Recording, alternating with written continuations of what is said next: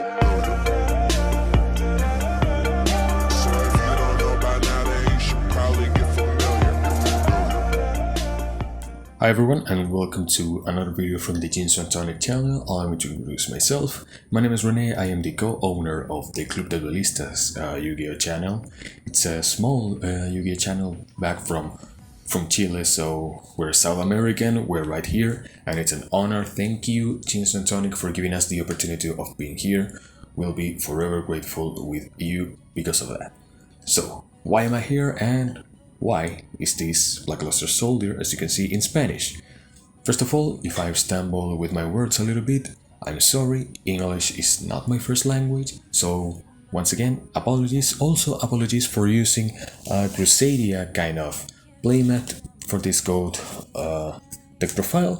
I am yet to get a playmat with a goat format style art. So, why am I here? Jinzo&Tonic invited us. I'm the co-owner. He invited also Emilio, who is the other face of the channel. He invited us to feature in his channel, and it was a great opportunity for us. It's an honor, and it helps with the exposure that he gives to our channel, and maybe it also helps for the exposure that we can give him in the goat farmer community, not only from Chile, I mean, but also in maybe the countries of South America that watches our channel. So, what I'm gonna give you right now is the deck profile of the deck that I use in the goat format kind of game. This, as you can see, right here is a goat control deck. Why did I get to this deck in the first place? Well, the goat format kind of decks actually started as a joke between me, Emilio, and the rest of our friends back in our locals. So, the community of goat format, it was actually very small. How small? It was just the two of us. And it evolved, it grew actually to 6 people, maybe roughly 6 people, because one of them is still building his deck, but it's on the way, the community is growing, and maybe something can be done in the future because of that. So, to get to the very thing that I'm right here is one lackluster soldier envoy at the beginning, the face actually of the goat format. I am grateful that Chaos Emperor Dragon is not legal in this format because it would be very broken. I am also glad that Cyber Dragon is not legal in this format because it warps the game immensely, because we tested Cyber Dragon in the game, we tested Exarian Universe in the game, we tested Chaos Emperor Dragon on the game, and they warped the format towards them. So we're glad that they are not there. He is still here, so it's the lesser of all evils, but it's still a great card. Thankfully, it's at 1, hopefully. Well, not hopefully because the game is already established, but I'm actually glad that it's just 1 and not 2. Then, Jinzo. So, thanks man. So, we can control the back row of our opponent. It's a must in a lot of decks, and it's a must on this deck. Next, Hechicero del Caos, or by the name that you know him, Chaos Sorcerer, a mini BLS, not as strong, but also maybe as intimidating as the BLS. Then, my deck is actually a combination of the kind of aggro gold decks, because I play Grandmaster Sasuke, because I know a lot of people that like to play really beefy defense position monsters with a lot of defense points, and he helps me. It's my option, it's my spicy tech, quote unquote spicy tech, and it works. If not, do I have any other beaters of 1800 attack? Of course I have. Kaiku, the Ghost Destroyer. Once again, apologies, again, because this is a speed duel card. I could get one Iron Rarity, maybe a little bit OG prints of Kaiku, the Ghost Destroyer, but well, this is a budget channel. Or at least my channel, Emilio's channel, we're budget. So, once again, apologies, but we could get the speed duel cards, so that's the ones that we're playing with. Once again, I'm sorry. But it's a little bit of a turbo for the deck. Thunder Dragon. I'm really happy that I got this. I love drawing these 3 cards with Graceful Charity. Trust me, it happens. It happened to me more than once. And I'm not happy about it. But we have great laughs after that. 1 Blade Knight. I am very keen of playing 2 sometimes, but 1, that's the job. 1 does it, I don't need any more. Breaker, the Magical Warrior. It can grow until it has 1900 attack. Sometimes it works, sometimes it doesn't, because I need to pop a back row for my opponent. And right when I pop it, it's either Mirror Force or Sakuretsu Armor or Call of the Haunted, so it works just fine as that. Didi Warrior Lady, because we need it, we need her, I'm sorry. Plus, her effect is amazing in this format. Exile Force. I tried playing Don Saluk a little while back. It worked sometimes, sometimes, but it fell short a lot of times. Exile Force, on the other hand, it worked just fine. Sangen, because it's a must on this deck, or at least on my kind of play. I'm sorry. Sinister Serpent, because it's a must. Speaking of musts in the deck, Magician of Faith, just 2 on this case. I am, speaking of flip monsters, I am just 3 Gravekeeper Spies short of playing Chaos Turbo. Until that happens, I'm gonna play this deck as it is. And Night Assailant, just because its effect is actually really funny for me, not so much for my opponent. That's all from the line of monsters. I'll push this to the side and we'll move right by the spells. As you can see, 3 scapegoats. I always draw at least one of them in a very specific situation, where my opponent has maybe 2 or 3 really big monsters on the side. I flip a scapegoat, I lose 3 of them, I have 1 left. What do I do next? 3 Metamorphosis. Yes, this is a little bit damage, as you can see. Thanks Konami for printing this card more than once. Not really, they haven't.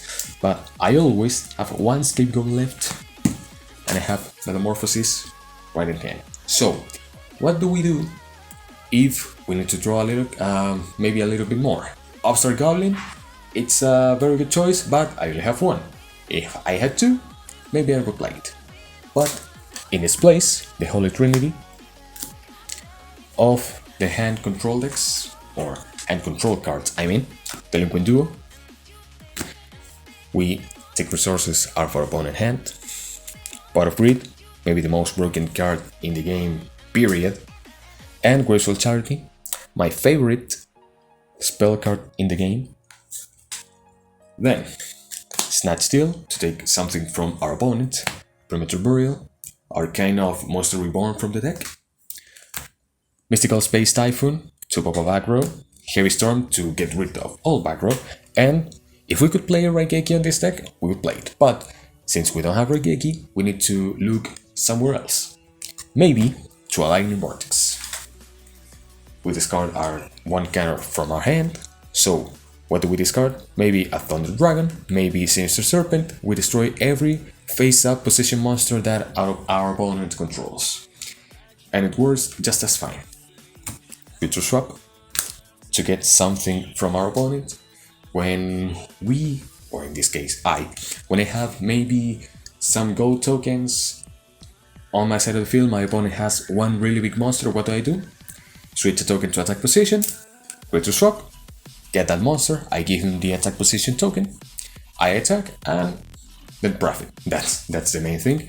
And Nobleman of Crossout, to get rid of those face down defense position monsters that maybe are a little bit of a risk attacking without knowing what it is. Especially since in our locals there's 1 player that plays flip control, and it's a really messy deck, to say the least. that's all from our spells.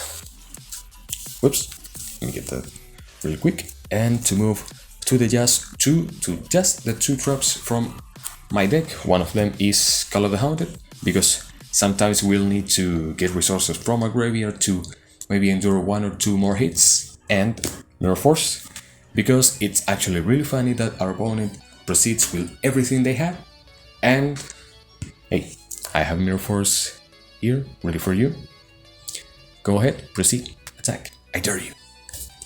And it's actually really funny. So, to move right to the extra deck, let me say it right now, my extra deck is not complete because of many reasons. One of them, some cards that I need are behind a paywall and, budget. And the other is that I know people that have those extra deck, fusion deck, those fusion deck cards that I need for this deck, but they wouldn't, for the life of me, they wouldn't at least lend them just for one day. But anyway, these cards are just fine for me. Thousand Eyes Restrict, obviously. One of the 3 phases of the deck, of this deck especially, BLS, Scapegoat, Thousand Eyes. It controls the field just by itself. Fusionist, just to get rid of level 3. Fantasma Flamiguero, it was Flame Ghost actually, sorry. Dragones, the Wicked Knight. I want to thank Diego, who is a really skilled player from our locals, that he lent me this card for this deck profile. Flame Swordsman, because it's an iconic level 5 monster. Ojama King, to put pressure on the opponent's field, and by pressure I mean lock 3 main monster zones they have. And Gatling Dragon, when we take control of a level 8 monster. But as you can see, we don't have a lot of cards that can give us control of what our opponent has. That's because we move right to the side deck to show you what I mean. So in the side deck, I play Didon Saluk because it's a love-hate relationship with him. Sometimes it's very good, sometimes it's really bad. I move it to the main deck, I move it to the side deck, and it flops from one place to the other. But it's still a great effect. It's an ultra rare, not first edition, but still an ultra rare from Foreign Guardian, so really great card. The next is Tsukuyomi, because it's a great spirit deck, and it's a very troublesome card, sorry. Then Spirit Reaper, because in my opinion, it's a messy card. It's not destroyed by battles, but it puts pressure on the opponent because they have to play accordingly to that. Maybe target it with a spell card so they get rid of it. Maybe inflict some piercing damage to it, but still, it stays in the field. But it's just like Don Saluk, it comes in and out from the main deck a lot. The third, Magician of Faith, and by the way, I know there's no leaves on this card. I had a box of red sleeves and also some outer sleeves. I can't find them right now, so I'm gonna show them right there as it is. Also, Mind Control or Control de la Mente. We take one of our opponent monsters, we can attack with it. What do? Metamorphosis, of course, and it works as fine. 2, Book of Moon. I tried playing 3, and 3 is a very big number on Yu-Gi-Oh, and it's just one more of the actual quantity that I want to see it. So 2 works just fine, and 2 Giant Trunate to get rid of that back row unless they Solemn Judgment us and we can't do anything. But the good side is they dropped their life points to the halfway point, but still it's a really good card. 2 Sacred Armor. I tried playing 3 and I didn't like it. However, a 2 works just fine, and the last card that we need is Torrential Tribute to nuke the opponent's field. and are filled, but you get what I mean. So yeah, that was everything. Thank you so much for watching. I want to thank once again Jinzo&Tonic for the opportunity. Again, I'm sorry if I stumble with my words a little bit. It's been quite actually a lot of time, maybe more than a couple years since I spoke in English for a long quantity of time. So I'm a little bit rusty on it. But once again, if you understood what I said, thank you very much. If you didn't, once again, I'm sorry. But yeah, hope you liked this goat format deck profile. Put in the comments if you liked it, if you didn't like it, if I could pronunciate a lot of words, maybe a little bit good, a little bit bad, somewhere in between. Feel free to comment and be honest. And hopefully I remember to comment it with the Club de Duelistas account right where this video goes live. So once again, thank you so much, and I hope to see you next time.